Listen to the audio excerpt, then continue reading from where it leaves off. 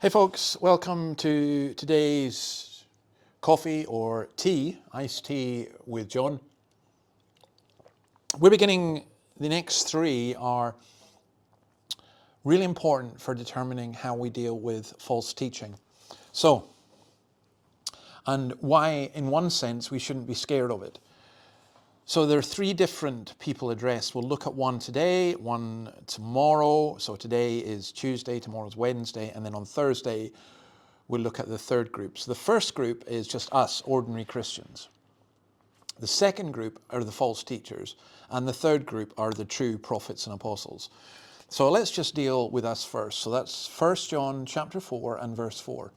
You, dear children, are from God and have overcome them, because the one who is in you is greater than the one who is in the world. Now, when I look at this, I guess there's one question that rises to mind. We've already overcome. We're overcomers. This false teaching, it can be so devastating, and we see it everywhere. And I see it on television. I read about it in books. I get so depressed when sometimes I see even people who've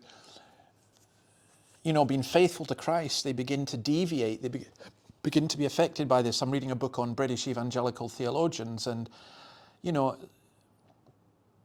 some good men, some good evangelicals deviated from the scriptures. There's just no way around explaining that. So how can John say that we've already overcome the false prophets when they continually threaten us? Well, I think the answer is this. False teachers don't win over the true believers. They just don't. Why?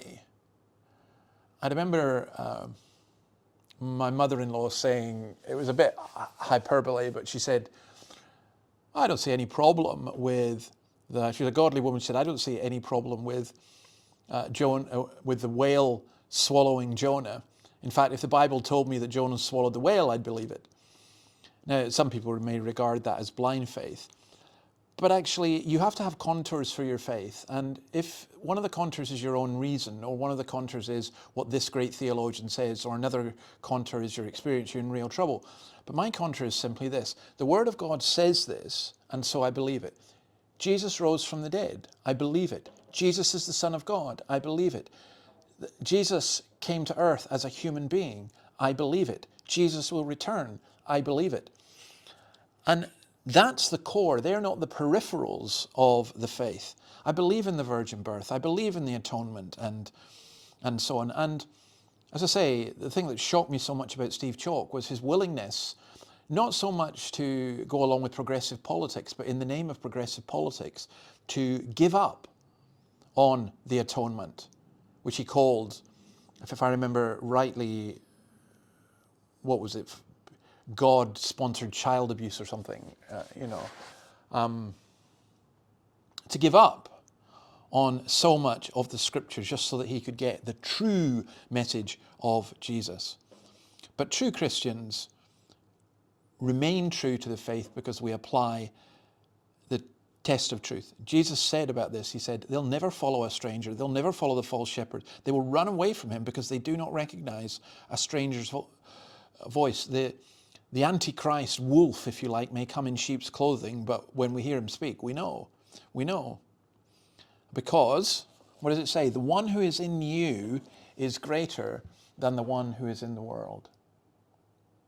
So you see, it's not about us, not about our rationality, not about our emotions, not about our experiences, but it's about the Spirit dwelling us saying, oh, no, this is wrong, this is wrong, this is wrong.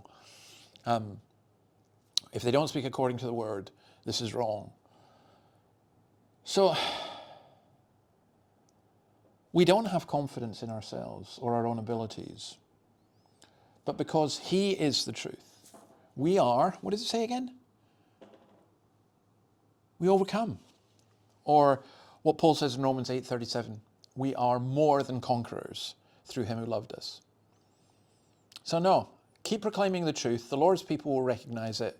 Those who are not the Lord's people will turn away from it. In fact, it's a great determiner. So God bless you. See you tomorrow, and we'll look at what the next verse has to say about the false prophets. Bye.